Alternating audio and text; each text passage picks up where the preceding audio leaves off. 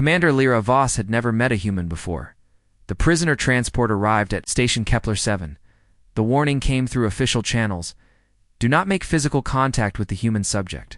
Extreme caution advised. She stood in the docking bay, her crystalline skin shimmering under the harsh station lights. The Veltari were beings of pure energy housed in translucent bodies. And touch was how they communicated emotions, memories, even thoughts. To be forbidden from touching was like being ordered not to breathe. The transport doors hissed open, revealing a single figure in restraints. The human was smaller than she'd expected, wearing the standard prison uniform of the Galactic Tribunal. His name was Marcus Reed, and his file read like a nightmare, accused of destroying an entire Veltari colony ship with nothing but his bare hands. How? She had asked Admiral Keth during the briefing.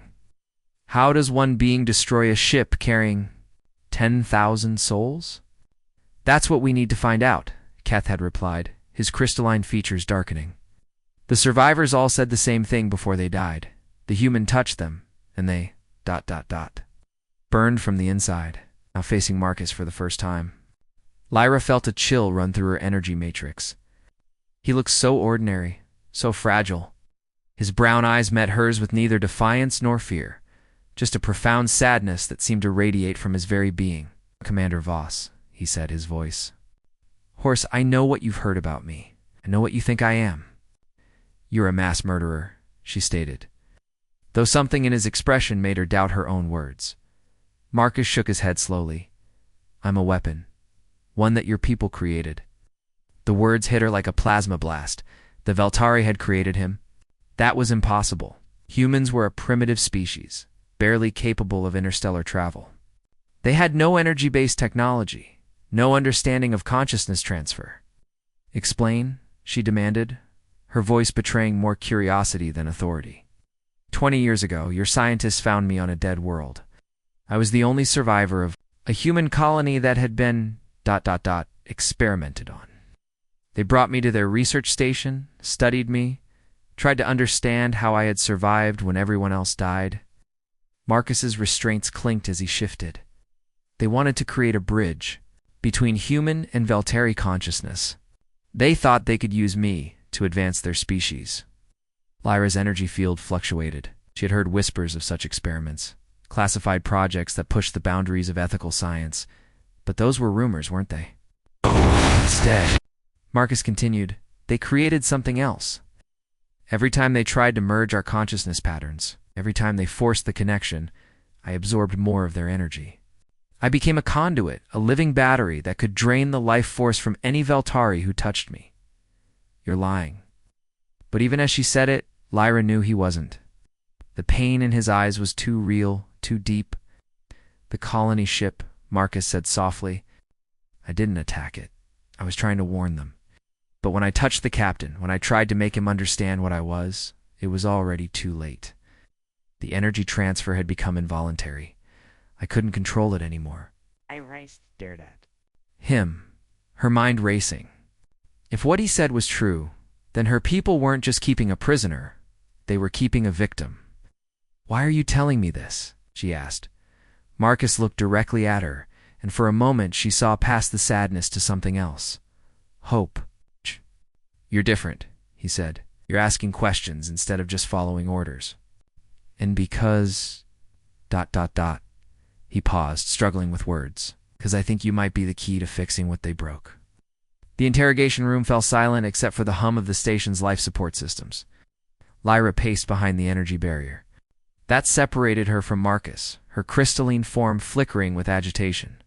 You claim our scientists created you, she said, her voice tight with controlled emotion. Provide proof. Marcus looked at his hands, turning them over as if seeing them for the first time. Dr. Nix Valandra. She was the project leader. Check. Your classified archives under designation Project Synthesis. The files are still there, buried under about 15 layers of security clearance. Lyra's energy field pulsed. She knew that name. Dr. Valandra had been one of the most brilliant consciousness researchers in Veltari history. Had disappeared during a classified project decades ago, along with her entire research team. Even if such files existed, Lyra said carefully, I wouldn't have access to them. No, Marcus agreed. But Admiral Keth would. He was there, Lyra. He was part of the project.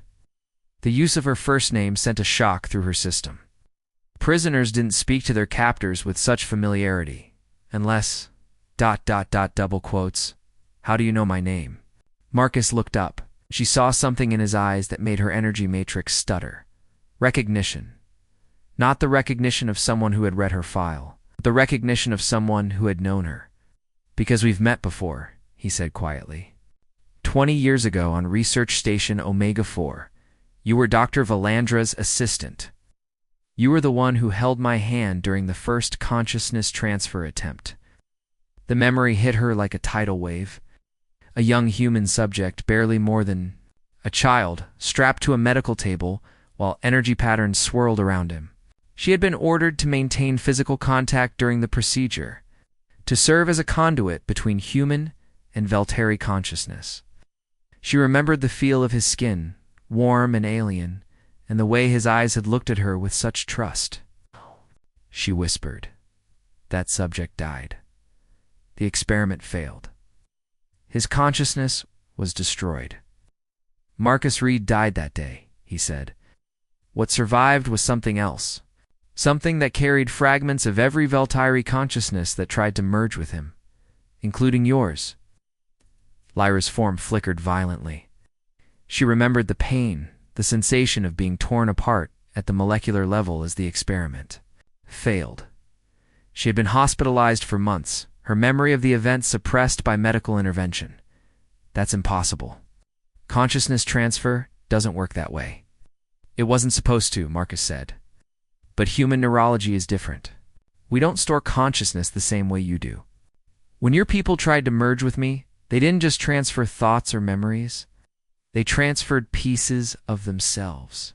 Permanent pieces. He stood up, his movements causing the restraints to chime softly.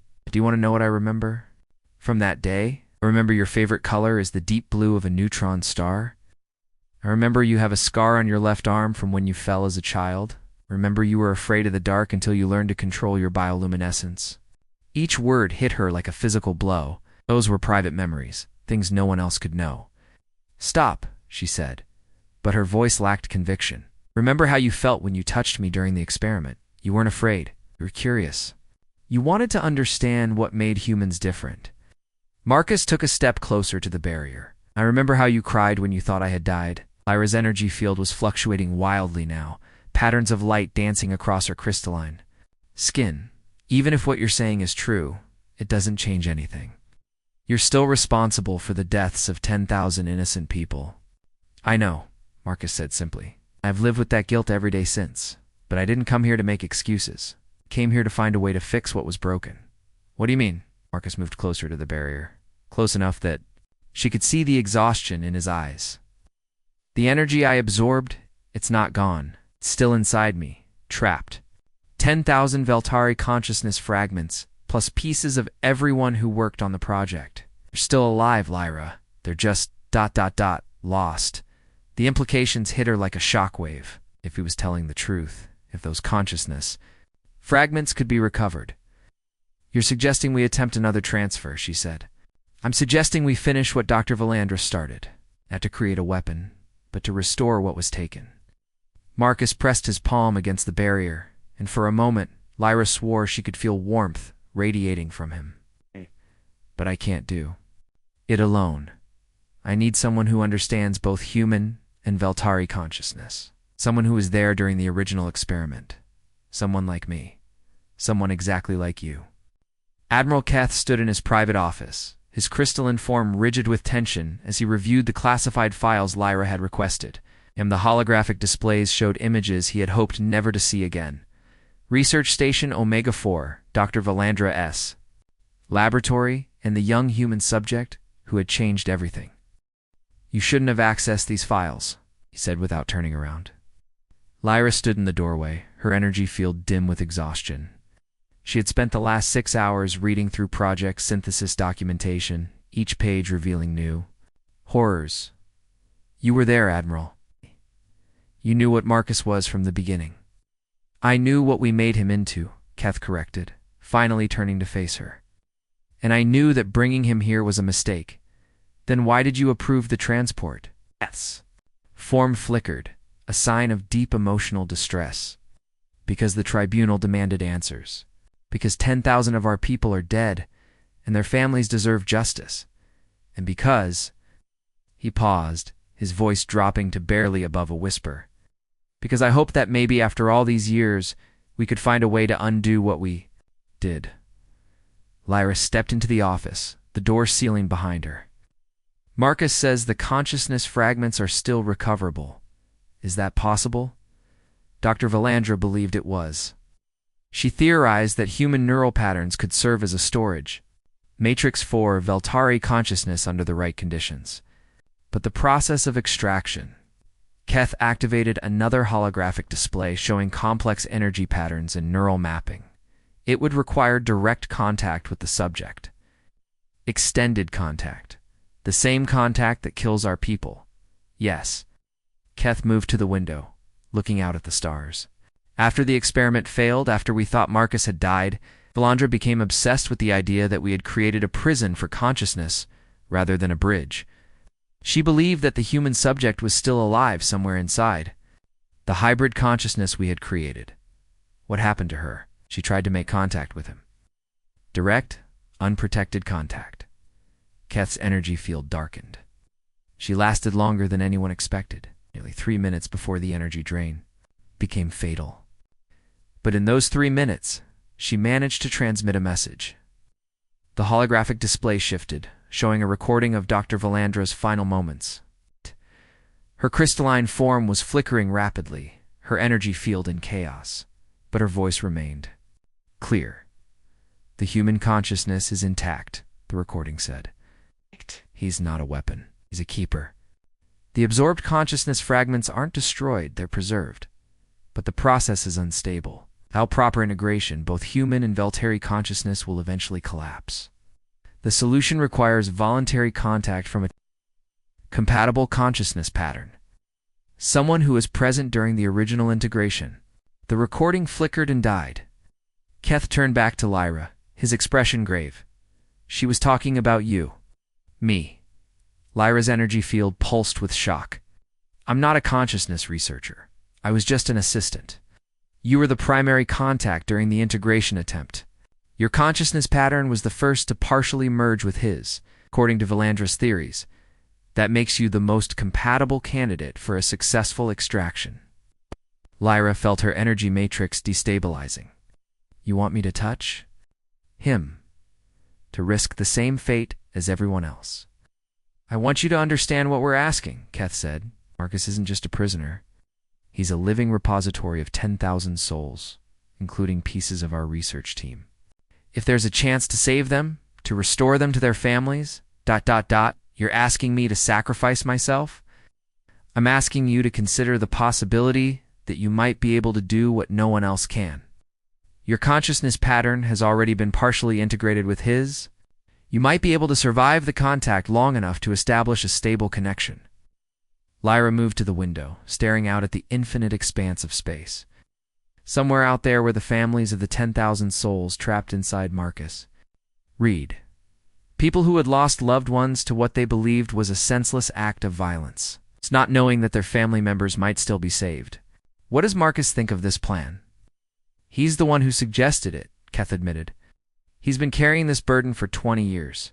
He wants to end it, even if it means his own death. And if the process fails, if I die in the consciousness, fragments are lost forever. Keth's form flickered. Then we'll have tried, and maybe that's enough. Lyra turned back to him, her decision crystallizing in her energy matrix. I want to see him again, alone this time. Lyra, I can't authorize. You can and you will, she interrupted. Because if I'm going to risk my life for this, I need to know that it's the right choice. And the only way to know that is to touch him. The Admiral's energy field went completely still. You're talking about making contact before the procedure. That's suicide. Maybe, Lyra said, moving toward the door.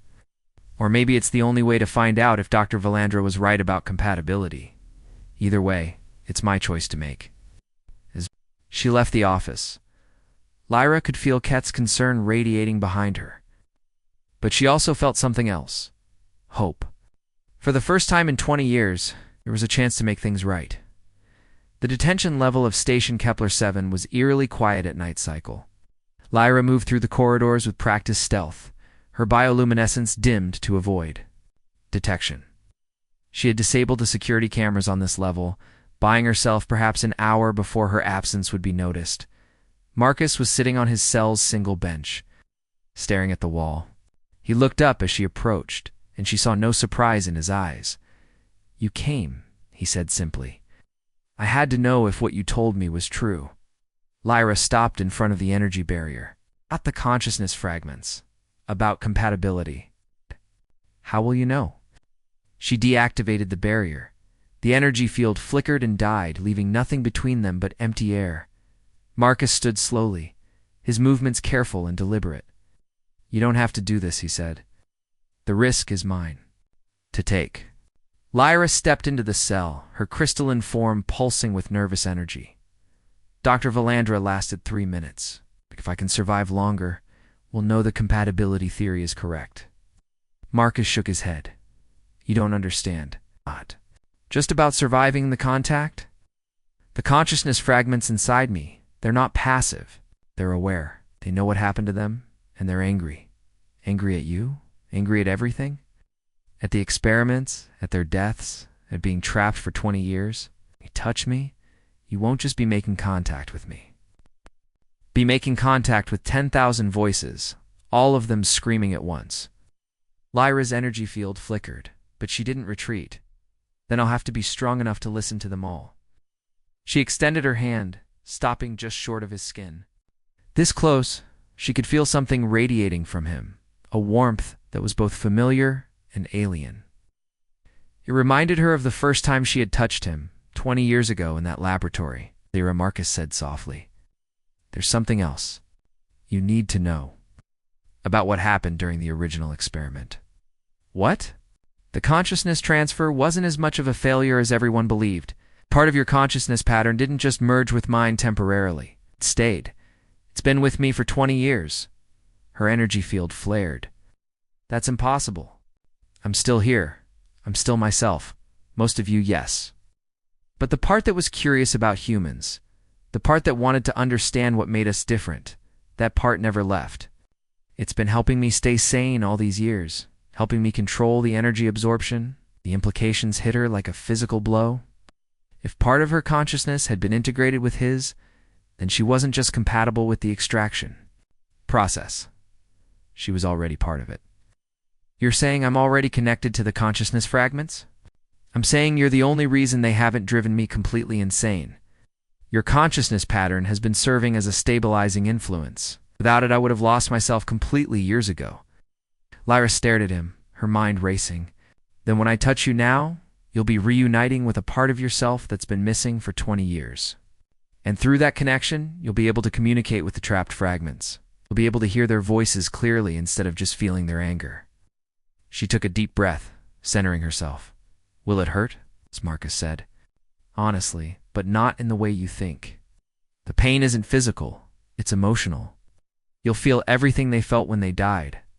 Every moment of confusion, every instant of terror. But you'll also feel something else." What? Relief. They've been waiting for someone to find them, someone to tell them they're not forgotten. Lyra nodded and closed the distance between them. Her hand touched his, and the universe exploded into light. The first sensation was overwhelming warmth, as if she had been plunged into a star. Then came the voices, not the screaming cacophony Marcus had described, but a chorus of recognition. They knew her. They remembered her from the original experiment. "Lyra." The voice was Dr. Valandra, as clear and strong despite 20 years of imprisonment. "You came back for us." "We knew you would," said another voice. "We felt you through him. It's part of you never left." Through the connection, Lyra could see the consciousness fragments as they truly were not angry. Destroyed beings, but people who had been waiting patiently for rescue. They had organized themselves over the years, using the fragment of her consciousness as a focal point to maintain their individual identities. "They're not just fragments," she said aloud, her voice filled with wonder. "They're complete consciousness patterns. They've been keeping each other whole." Marcus's hand tightened on hers, and she felt his surprise through the connection. "That's impossible. The energy drain should have destroyed their individual patterns," he adapted. Dr. Valandra's voice explained. "Human consciousness is more flexible than we thought. Instead of being destroyed by the integration, we learned to coexist. We became something new." Lyra felt tears she didn't know she could shed running down her crystalline cheeks. "You're all still there. All 10,000 of you. And we're ready to come home," the doctor said. "But the extraction process will be dangerous. Not just for you, but for Marcus. Separating our consciousness patterns from his will, leave him. Changed? Changed how? He'll lose the part of himself that came from us. The enhanced abilities, the energy absorption, all of it. He'll be human again, completely human." Through the connection, Lyra felt Marcus's reaction to this news. Not fear, but profound relief. He had been carrying the burden of his artificial abilities for 20 years, and the thought of being free of them was almost overwhelming. "Is that what you want?" she asked him. "It's more than anything," he said. "I just want to be human again." The connection was getting stronger, and Lyra could feel the consciousness fragments preparing for extraction. But she could also feel something else: a countdown. The process had begun, and now it couldn't be stopped. "How long do we have?" she asked. 6 hours, Dr. Valandra replied. "After that, the connection will become permanent. We'll all be trapped together, or we'll all be free." Lyra squeezed Marcus's hand tighter. "Then we'd better get started." The medical bay of Station Kepler 7 had been transformed into something resembling Dr. Valandra's original laboratory. Admiral Keth worked alongside a team of consciousness researchers, all of them volunteers who understood the risks they were taking. The equipment hummed with energy as they prepared for the most ambitious consciousness extraction ever attempted. Lyra lay on one biobed, while Marcus occupied another, their hands still clasped together. The connection they had established could not be broken without risking the entire process. Through the link, she could feel the consciousness fragments organizing themselves, preparing for the transition. "Neural pathways are stable," reported Dr. Vex, the lead researcher. "The consciousness patterns are showing remarkable cohesion. I've never seen anything like it." Admiral Keth monitored the energy readings, his crystalline form tense with concentration.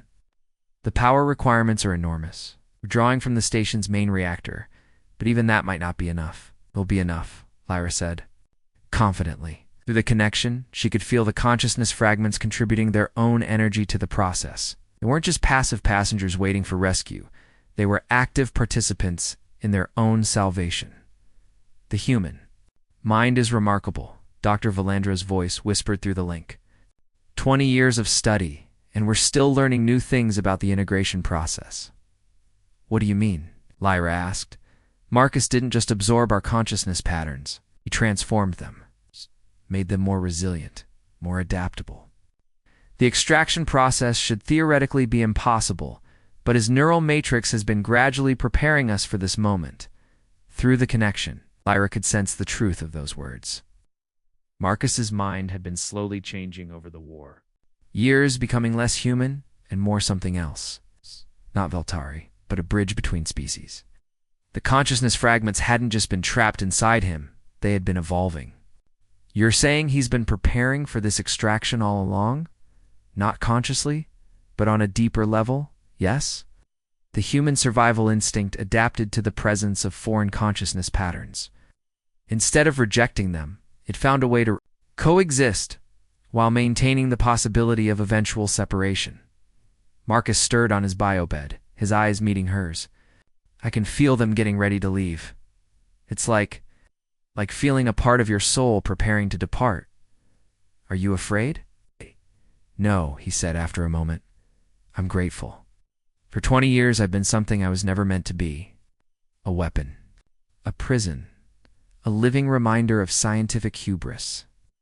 But now I can be what I was always supposed to, be just human." The medical equipment around them began to pulse with synchronized energy. Dr. Vex manipulated the controls, fine-tuning the extraction parameters. We're approaching the optimal window. Consciousness patterns are aligned, energy matrices are stable. We can begin the separation process. Lyra felt a surge of nervousness, not from herself, but from the consciousness fragments. They had been connected to Marcus for so long that separation felt like a form of death, even though they knew it was necessary. "Don't be afraid," she projected to them. "You're going home." The first consciousness to begin extraction was Dr. Valandra herself. Lyra felt the doctor's pattern pulling away from Marcus's neural matrix, flowing through their connected hands and into her own consciousness. The sensation was indescribable, like catching a falling star with her bare hands. For a moment, Dr. Valandra's consciousness existed in both places at once, connected to both Marcus and Lyra. In that instant, all three of them shared a perfect understanding of what had happened 20 years ago and what was happening now. The experiment was never a failure, Dr. Valandra realized. It was preparation. We're meant to be separated, but not until we had learned everything we needed to know about consciousness integration. The doctor's pattern completed its transfer, settling into a containment matrix that would allow her to be restored to her own body. One down, 9,999 to go. "How do you feel?" Dr. Vex asked Lyra. "Lighter," she replied, "like I'm carrying one less burden." Marcus's expression was more complex, empty, but not in a bad way. Gets like ... like having a tooth pulled. You know, something's missing, but you also know you're better off without it. The extraction process accelerated. One by one, the consciousness fragments began their journey from Marcus to Lyra, each one pausing to share a moment of connection with both of them. Some were research assistants who had worked on the original project. Others were crew members from the colony ship who had been caught in the accidental energy drain. All of them had stories to tell, memories to share, and gratitude to express. "We understand now," one of the colony ship victims said as her consciousness pattern flowed through the connection. "You didn't mean to hurt us. You were trying to save us." Marcus's eyes filled with tears. "I'm sorry. I'm so sorry for what happened to you." "You saved us," the consciousness replied. "Kept us alive when we should have died. You gave us 20 years we never would have had." As the extraction continued, Lyra began to understand the true scope of what they were accomplishing. This wasn't just about saving trapped consciousness patterns. It was about proving that barriers could be overcome, that cooperation was possible, even in the face of seemingly impossible odds. The process was taking longer than expected, but the results were promising. Each extracted consciousness was intact, complete, ready to be restored to new bodies or integrated into the collective consciousness network that the Veltara used for their elderly. "We're at the halfway point," Dr. Vex announced. "Energy levels are stable. Consciousness patterns are integrating successfully. I think we're actually going to pull this off." But even as he spoke, alarms began to sound throughout the medical bay. The station's main reactor was approaching critical levels, and the power drain from the extraction process was becoming unsustainable. Admiral Kett's expression was grim. "We have maybe 2 hours of power left. After that, we'll have to shut down the extraction, whether it's complete or not." Through the connection, Lyra could feel the remaining consciousness fragments' distress. They were so close to freedom. Now they faced the possibility of being trapped forever. "There is another way," Dr. Valandra's voice whispered from her containment matrix, "but it will require a sacrifice none of us want to make." "What kind of sacrifice?" Lyra asked. "The extraction process can be accelerated, but only if Marcus voluntarily releases his connection to humanity. If he allows his consciousness to merge completely with the remaining fragments, they can all be extracted at once." The implications were staggering. Marcus would cease to exist as an individual, becoming part of a collective consciousness that could then be separated and restored. He would save the remaining fragments, but he would lose himself in the process. "No," Lyra said immediately. "There has to be another way." But Marcus was already smiling, his decision made. "Actually, there is another way, and it's much simpler than you think." Marcus's smile was sad but determined as he looked at Lyra through their shared connection. Around them, the medical bay continued to pulse with emergency lighting as the station's reactor strained to maintain power for the extraction process.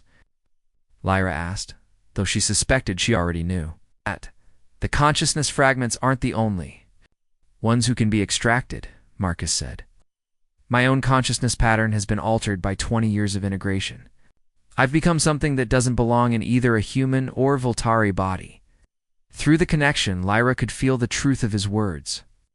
Marcus's consciousness had been fundamentally changed by the presence of the Voltari patterns. He wasn't fully human anymore, but he wasn't Voltari either. He was something new, something that existed in the space between species. He's right. Dr. Valandra confirmed from her containment matrix. The integration process changed him at a fundamental level. His consciousness pattern is now compatible with both human and Voltari neural structures. What are you suggesting? Admiral Keth asked. Marcus turned to face the Admiral, his expression calm. I'm suggesting that instead of trying to restore me to a human baseline, we extract my consciousness along with the remaining fragments. Then, we use my pattern as a template to create a new form of consciousness storage, one that can house both human and Voltari patterns indefinitely. The medical bay fell silent except for the hum of equipment and the distant sound of alarms. Implications of what Marcus was proposing were staggering. You're talking about creating a hybrid consciousness repository, Dr. Vex said slowly. A living database that could serve as a bridge between species. Not living, Marcus corrected. Existing. I would exist in a state between life and death, serving as a conscious interface between human and Voltari thought patterns. The remaining fragments could be safely extracted and restored, and I could continue to serve a purpose. Lyra's energy field flared with distress. That's not living. That's not even existing. It's imprisonment. No, Marcus said gently. It's freedom. For 20 years, I've been trapped in a body that wasn't meant to hold what I became. This would be choosing my own form of existence, one that actually fits what I am now. Through the connection, she could feel his certainty. This wasn't desperation or martyrdom, it was a genuine desire to find a place where he belonged. Integration process had left him feeling displaced from humanity, but it had also given him a unique perspective on consciousness itself. The boy has a point, Dr. Valandra said. His consciousness pattern has become remarkably stable. He could serve as a bridge not just for this extraction, but for future consciousness research. He could help us understand how to achieve true integration between species. Future research? Lyra asked. Think about it. We've learned more about consciousness in the past 6 hours than in the previous century. With Marcus serving as a conscious interface, we could develop safe integration protocols, could create willing volunteers for consciousness bridging. People who choose to exist between species as ambassadors and translators. The idea was both fascinating and terrifying. Marcus would become the first of a new kind of being. It's not Voltari, but something that could communicate with both. He would be alone, but he would also be the foundation for a new form of existence. What about the power requirements? Admiral Keth asked. The station's reactor can't sustain this process much longer. Marcus's expression brightened. That's the beauty of it. Once my consciousness pattern is extracted and stabilized, I can regulate the energy flow myself. I can control the extraction process from the inside, making it more efficient and less demanding on external power sources. Dr. Vex was already running calculations on his console. It could work. The consciousness patterns are already organized and ready for extraction. With Marcus coordinating from within the process, we could complete the extraction in minutes, rather than hours. And the power requirements? Minimal. He would essentially be doing the work himself, using the integrated energy patterns as a power source. Lyra felt a wave of grief wash over her. She had just found Marcus again after 20 years, and now he was asking her to let him go once more. But this time, it would be permanent. There's something else, Marcus said quietly. The part of your consciousness that's been integrated with Minute would come with me. Not all of you, just the part that's been helping me stay stable. You would still be yourself, but you'd also be represented in whatever I become.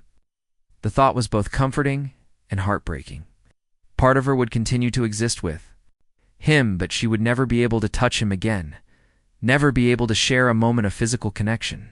How long would this arrangement last? She asked. Indefinitely, Dr. Valandra replied. But not necessarily forever. As we develop better integration protocols, as we learn to create more stable hybrid consciousness patterns, Marcus could eventually be restored to a more conventional form of existence.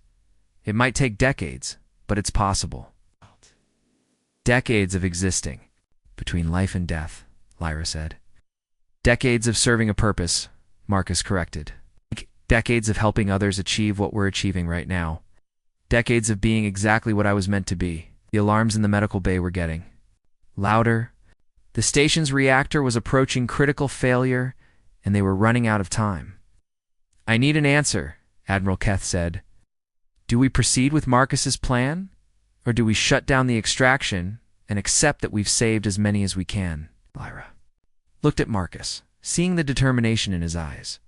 Through their connection, she could feel the remaining consciousness fragments waiting patiently for her decision. They trusted her to make the right choice, whatever that might be. Marcus, she said finally, are you absolutely certain this is what you want? I've never been more certain of anything in my life, he replied. This is who I was meant to become. This is my purpose. She squeezed his hand one final time, pouring all of her love and gratitude into the connection. Then let's bring everyone home. The extraction process began immediately. Marcus's consciousness patterns started to shift and change, becoming less human and more something else. The remaining Veltari fragments began to organize themselves around his pattern, using him as a conduit for their own extraction. And in the space between species, between life and death, between human and Veltari, Marcus Reed found exactly where he belonged. The extraction accelerated beyond anything Dr. Vex had predicted. Marcus's consciousness began to expand, becoming a living conduit through which the trapped fragments could flow. His physical form remained on the biobed, but his awareness spread throughout the medical bay's quantum consciousness network. Lyra watched in fascination and terror as the man she had known transformed into something unprecedented.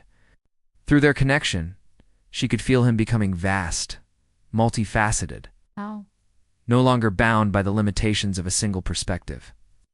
I can see everything, Marcus said, his voice now carrying harmonics that resonated through both human and Veltari. Hearing ranges, every consciousness pattern, every memory, every dream that's been trapped for 20 years, they're all connected, all part of a greater whole. The remaining consciousness fragments began to move through him like water through a prism, each one refracted and purified as it passed from imprisonment to freedom. The process was beautiful and heartbreaking, thousands of individual voices, finally able to sing their own songs again. We're free, whispered a consciousness that had been trapped since the colony ship incident. After all these years, we're finally free, but freedom came with a price. As each consciousness departed, Marcus became more isolated, more alone in his expanded state. Yet he seemed to embrace the solitude, understanding that this was the cost of his chosen purpose. How do you feel? Lyra asked, through their connection. Like I'm becoming what I was always meant to be, Marcus replied. Not human, not Veltari, but something that can bridge the gap between them. I can feel the potential for understanding, for real communication between species. Dr. Valandra's pattern was among the last to be extracted. She paused in her journey to Marcus's expanded consciousness. Thank you, she said to him, for preserving us, for protecting us, for giving us this chance. Thank you for showing me. That consciousness isn't bound by species barriers, Marcus replied. That understanding is possible even when everything seems impossible. As the final consciousness pattern was extracted, Marcus's transformation reached its completion. His physical form began to fade, becoming translucent as his consciousness shifted into its new state of existence. But his presence in the medical bay became stronger, more pervasive. The power drain on the station's reactor ceased immediately. Marcus was now regulating the entire process himself, drawing energy from the quantum foam that surrounded consciousness itself. The emergency alarms fell silent, replaced by a harmonic resonance that seemed to come from everywhere and nowhere. "Status report," Admiral Keth commanded. "All consciousness patterns successfully extracted and stabilized," Dr. Vex reported, his voice filled with awe. 10,000 Veltari consciousness patterns ready for restoration. Plus 23 members of the original research team, 0. Casualties, 0 pattern degradation, and Marcus. Dr. Vex looked at his instruments, then at the space where Marcus's body had been. "He's everywhere. His consciousness pattern is distributed throughout the station's quantum network, but it's stable and self-sustaining. He's achieved a form of existence we didn't know was possible." Lyra could still feel the connection between them, though it was different now. Marcus wasn't just in her mind. He was in the walls, in the air, in the spaces between atoms. He had become part of the station itself, a living bridge between the physical and the conscious. "Can you still hear us?" she asked. "I can hear everything," Marcus replied, his voice now coming from the station's communication system. "Every conversation, every thought, every dream. But I can also choose what to focus on, what to respond to. I'm not overwhelmed by the input time enriched by it." The first of the extracted consciousness patterns began to stir in their containment matrices. Dr. Valandra's voice emerged from the speakers, weak but determined. "The extraction was successful beyond our wildest hopes," she said. "Marcus has become something unprecedented, a conscious entity that exists in the space between species. He could revolutionize our understanding of consciousness itself." "What happens now?" Lyra asked. "Now we begin the restoration process," Admiral Kef said. "The consciousness patterns will be transferred to new bodies, and we'll finally be able to tell the families of the colony ship victims that their loved ones are coming home." But Lyra was more concerned with Marcus's fate. "What about him? What kind of existence is this?" "Chosen one," Marcus replied. "I'm not trapped or imprisoned.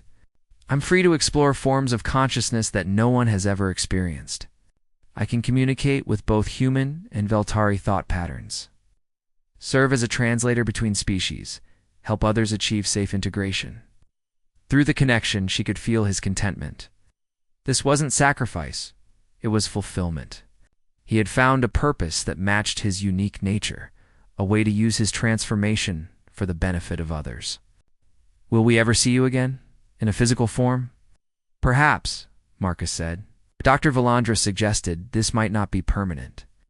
"As we learn more about consciousness integration, as we develop better techniques, I might be able to choose a physical form again, but for now, this is where I belong." The restoration process began immediately. One by one, the consciousness patterns were transferred to new bodies' cloned forms that perfectly matched their original genetic templates. The reunion scenes were emotional beyond description, as beings who had been presumed dead for 20 years were restored to their families. But the most significant development was the establishment of the Consciousness Bridge Protocol. Marcus's new form of existence had proven that species barriers could be overcome, that true communication and understanding were possible between different forms of consciousness. "We're going to need guidelines," Admiral Keth said. "Protocols. For communicating with Marcus, for utilizing his unique perspective, for ensuring that his new form of existence is respected and protected." "Already working on it," Dr. Valandra replied from her new body. "But I think the most important thing is to remember that Marcus chose this.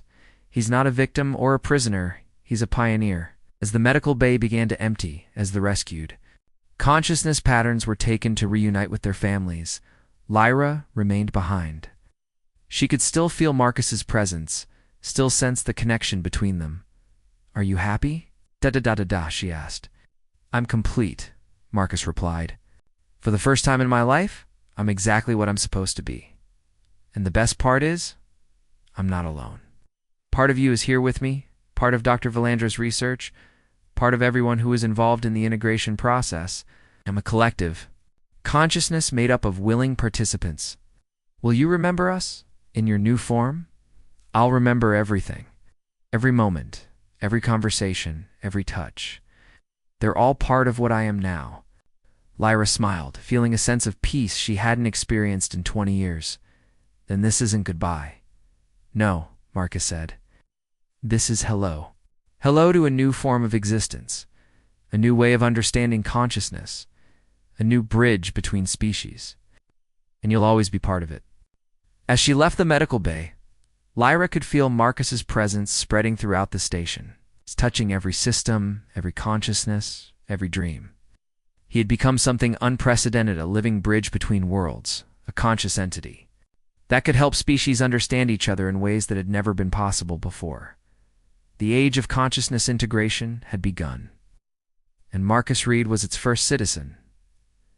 3 months after the extraction, Station Kepler-7 had become the most important research facility in the galaxy. Scientists from dozens of species arrived daily to study the Marcus phenomenon, as it had come to be known in academic circles. But those who worked closely with him simply called him Bridge. Lyra had been appointed as the primary liaison between Marcus and the research teams. Her unique connection to his consciousness made her the most effective communicator, able to interpret his expanded awareness for those who couldn't directly interface with his distributed consciousness. The Zentari delegation is requesting another demonstration, she reported during the morning briefing. They want to see how Marcus can facilitate communication between their hive mind structure and individual consciousness patterns. Admiral Keth nodded from his position at the conference table. And the Terran Federation? They're sending a diplomatic team next week. They want to discuss the possibility of establishing similar consciousness bridges in human space. Dr. Valandra, now restored to her original body, but enhanced with new research protocols, leaned forward. Marcus has already expressed interest in helping establish additional bridges. He believes that consciousness integration could become a standard diplomatic tool within the next decade, assuming we can find volunteers willing to undergo the transformation, Keth noted.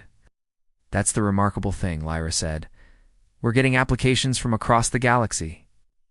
Beings who want to become consciousness bridges, who see the value in existing between species as permanent ambassadors.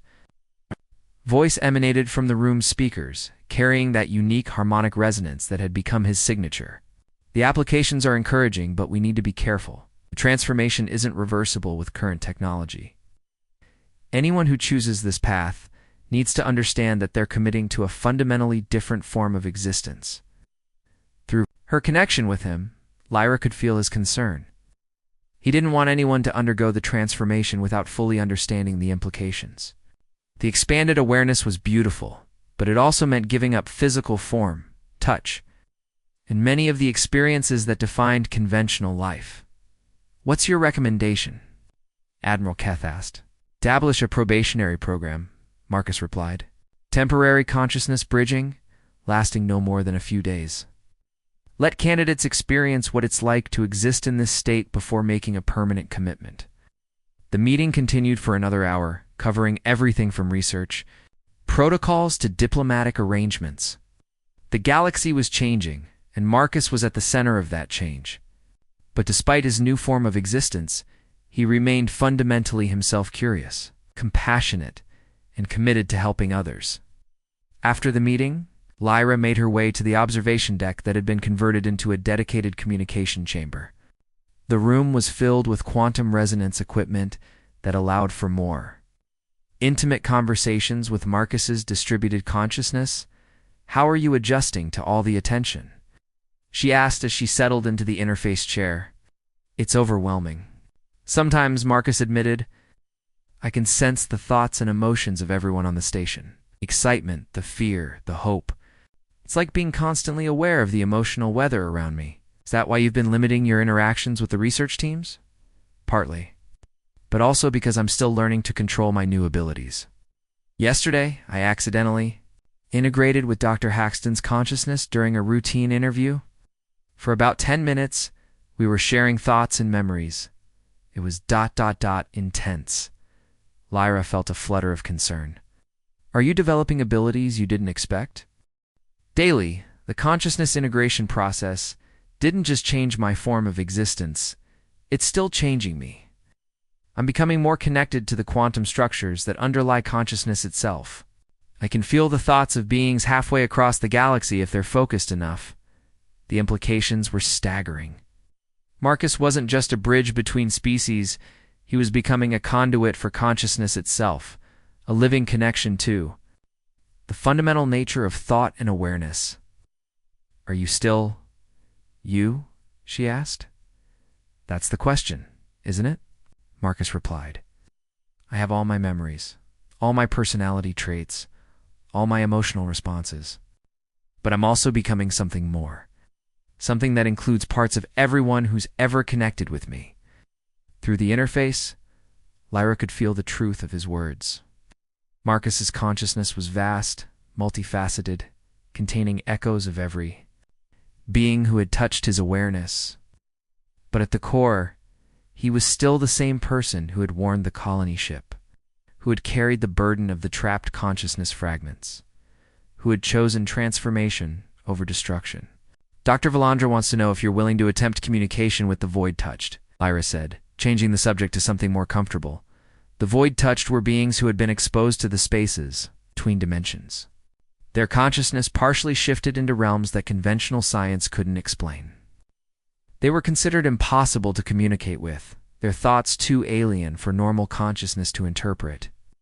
I've already been in contact with them, Marcus said quietly. They're not as alien as everyone thinks. They're just ...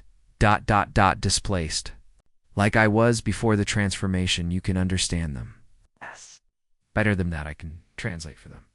They've been trying to communicate with our dimension for decades, but their thoughts operate on frequencies that normal consciousness can't perceive.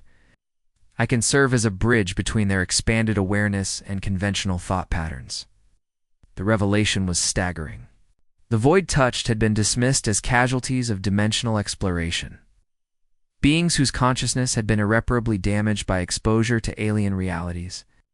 But Marcus was suggesting they were simply operating on a different level of existence? What are they trying to say? They're warning us about something they've seen in the spaces between dimensions. Something that's coming. Lyra felt a chill run through her energy matrix. What kind of something? I don't know yet. Their thoughts are still difficult to interpret, even for me. But it's significant enough that beings who exist partially outside our reality are trying to warn us about it. The conversation was interrupted by an emergency alert. Admiral Kath's voice crackled through the station's communication system. All senior staff to the command center immediately. Yes. We have a situation. Lyra rose from the interface chair, but Marcus's voice stopped her. Lyra, whatever's happening, it's connected to what the Void Touched had been trying to warn us about. I can feel it through the quantum resonance network. Something is coming through dimensional space, and it's not friendly. She ran for the command center, her mind racing.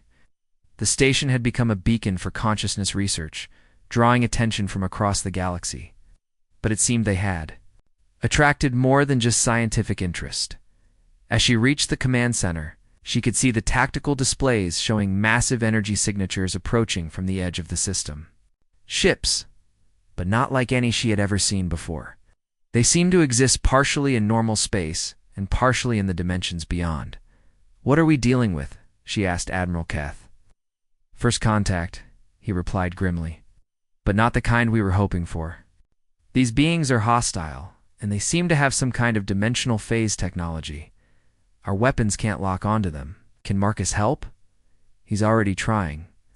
But whatever these beings are, they're specifically targeting consciousness-based technology. They're jamming our communication with him. Through her connection with Marcus, Lyra could feel his struggle. The approaching ships were emitting some kind of consciousness dampening field, preventing him from fully interfacing with the station's systems. I need to get to the communication chamber, she said. If I can establish a direct connection with Marcus, maybe we can find a way to counter their jamming. Go, Admiral Kath said. We'll hold them off as long as we can. As Lyra ran through the corridors, she could feel the station shaking under enemy fire. The beings, whatever they were, had come to Station Kepler 7 for a reason, she suspected. That reason was Marcus himself. The age of consciousness integration had begun. But it seemed it would be tested by forces that wanted to prevent species from understanding each other. The battle for the future of consciousness itself was about to begin. The consciousness-dampening field was unlike anything Marcus had experienced since his transformation. It felt like being wrapped in thick blankets, his expanded awareness compressed, back into something resembling individual consciousness. Through the station's quantum network, he could sense the attacking ships more clearly now. They were crewed by beings whose consciousness existed partially outside normal space-time. They're not just hostile, he reported to Lyra through their private connection. They're terrified. They see consciousness integration as a threat to their way of existence. Lyra had reached the communication chamber and was interfacing directly with his distributed consciousness. To her, he could feel the station's defenses struggling against the dimensional phase technology of the attacking ships. "What are they afraid of?" she asked. "Unity," Marcus replied. "They're a species that has evolved to exist in dimensional isolation. They've built their entire civilization around the idea that consciousness should remain separate, that integration leads to the loss of individual identity." The station shuddered as another barrage of dimensional energy struck the shields. Admiral Keth's voice crackled through the communication system. "Shields at 60%. We can't maintain this defensive posture much longer. Can you communicate with them?" Lyra asked Marcus. "I'm trying, but their consciousness-dampening field is designed specifically to prevent the kind of bridging I represent. They've encountered consciousness bridges before, and they've developed countermeasures." Implication was disturbing.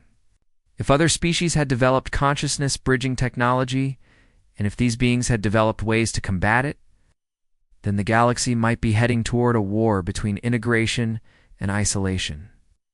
"There's something else," Marcus continued. "The void touched are trying to help.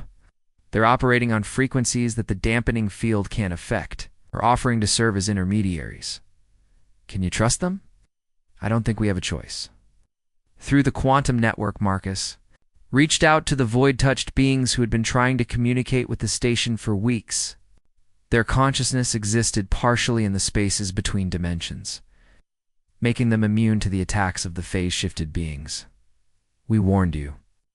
The void-touched communicated through frequencies that bypassed conventional thought. "The isolationists have been hunting consciousness bridges across the galaxy. They believe integration threatens the fundamental nature of existence." "Why?" Marcus asked. "Because they are afraid of what happens when consciousness becomes unlimited. They have seen the end result of perfect integration. They believe it leads to the extinction of individual identity." The revelation was staggering. The attacking beings weren't just hostile, they were acting out of a philosophical belief that consciousness integration was inherently dangerous. They were trying to prevent what they saw as the death of individualism. "Can you help us communicate with them?" Marcus asked. The void touched. "We can try. But you must understand, they will not listen to words. They will only understand demonstration. You must show them that integration does not destroy individuality and enhances it." The station's shields were failing. Admiral Kett's voice was tense as he reported their status. "Shields at 30%. We need a solution now." Marcus made a decision that would change everything. Instead of trying to fight the consciousness-dampening field, he embraced it. He allowed his distributed consciousness to compress, to become more concentrated, more focused. But instead of returning to individual awareness, he reached out too.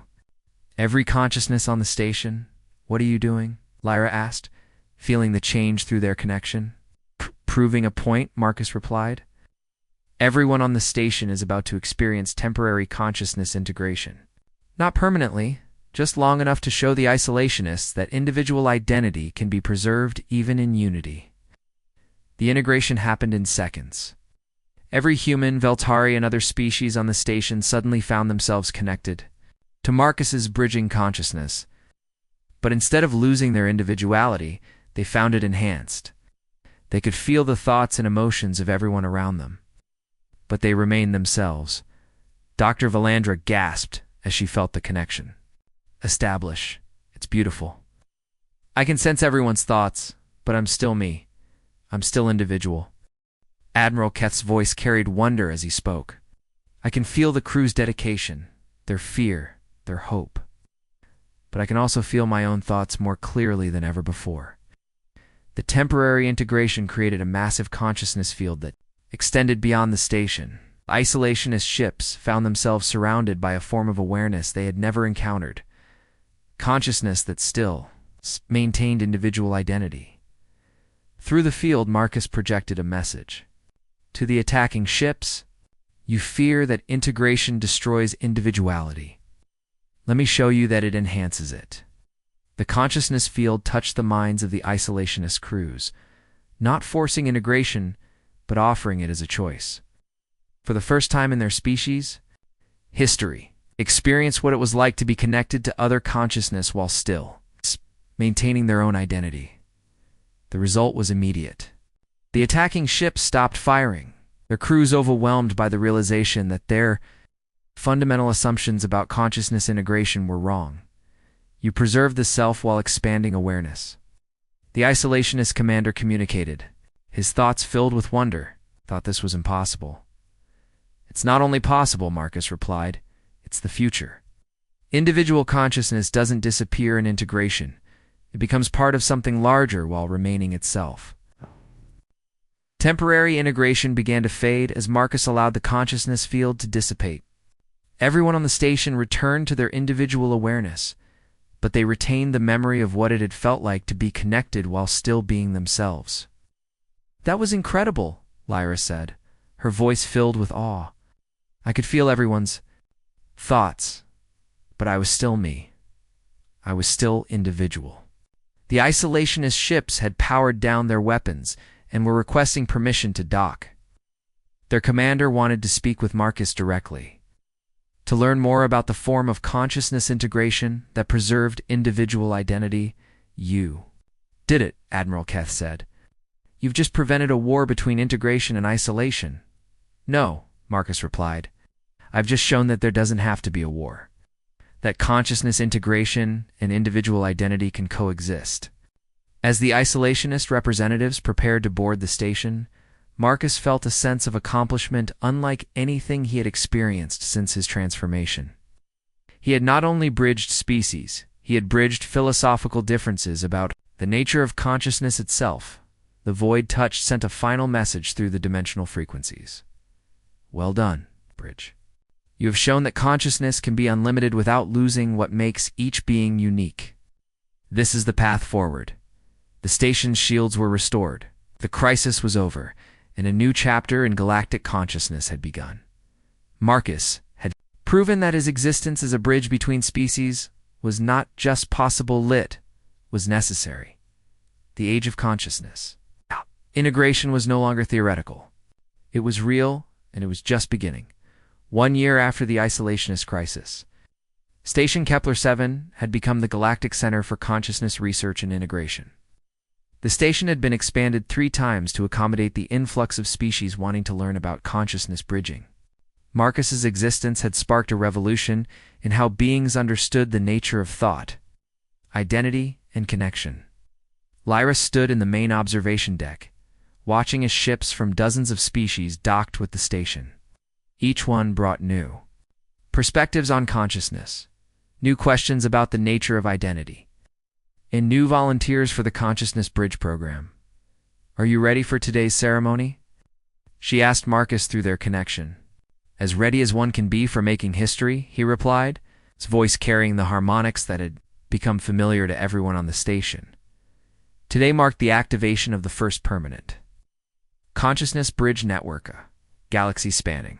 A communication system that would allow instant, understanding-based communication between any species that chose to participate. Marcus would serve as the primary node, but he would no longer be alone. 7 other volunteers had successfully undergone the transformation, creating a network of consciousness bridges that spanned known space. Dr. Valandra approached, her expression bright with excitement. The Zentari hive mind has just connected to the network. They're reporting perfect integration with individual consciousness patterns. No loss of identity, no disruption of their collective structure, and the Terran Federation. 3 bridge candidates ready for final integration. The human volunteers are particularly interesting. They seem to adapt to the transformation more easily than most species. Marcus's presence filled the observation deck, his consciousness touching each person present. That's because human consciousness is naturally adaptable. We've always been a species that thrives on connection while maintaining individuality. The ceremony began with representatives from 47 species gathering in the main auditorium. Admiral Keth, now serving as the director of the Consciousness Integration Institute, stood at the podium. Today, we activate the first Galactic Consciousness Bridge Network, he announced. This network will allow any species to communicate directly with any other species, fostering understanding and cooperation on a scale never before possible. The activation process was simple but profound. Each species representative placed their hand on a consciousness interface, allowing their thoughts to flow through the network. Marcus and the other bridges served as translators, ensuring that each species' unique perspective was preserved while making it understandable to others. As the network came online, the effect was immediate and breathtaking. For the first time in galactic history, beings from different species could share thoughts, emotions, and experiences directly. The barriers that had separated civilizations for millennia began to dissolve. "I can feel the curiosity of the Zentari," gasped the Veltari representative. "But I can also feel my own thoughts more clearly than ever." "The human concept of individual achievement is fascinating," reported the isolationist commander, who had become one of the strongest advocates for the network. "But it doesn't diminish their capacity for cooperation." Through the network, Marcus could sense the wonder and excitement of thousands of beings across the galaxy. The Consciousness Bridge Network was more than a communication system. It was a new form of existence that enhanced, rather than diminished, the unique nature of each species. "How do you feel?" Illyra asked Marcus as the ceremony concluded. "Complete," he replied. "For the first time since my transformation, I'm not alone. The other bridges and I form a network of consciousness that spans the galaxy, but we remain individuals. We've created something unprecedented, a form of existence that is both unified and diverse." The isolationist commander approached Lyra, his expression thoughtful. "Your Marcus has done something remarkable. He's proven that consciousness can be unlimited without losing what makes each being unique. Our species has spent millennia in isolation, fearing the loss of identity. But this network shows us that connection enhances identity rather than destroying it." "What will your people do now?" Lyra asked. "We'll join the network fully. Our dimensional phase technology, combined with consciousness bridging, could revolutionize how beings travel and communicate across the galaxy. We can offer our expertise to help expand the network beyond conventional space." Dr. Valandra was already working on the next phase of the project. "With the isolationist phase technology, we can establish consciousness bridges in parallel dimensions.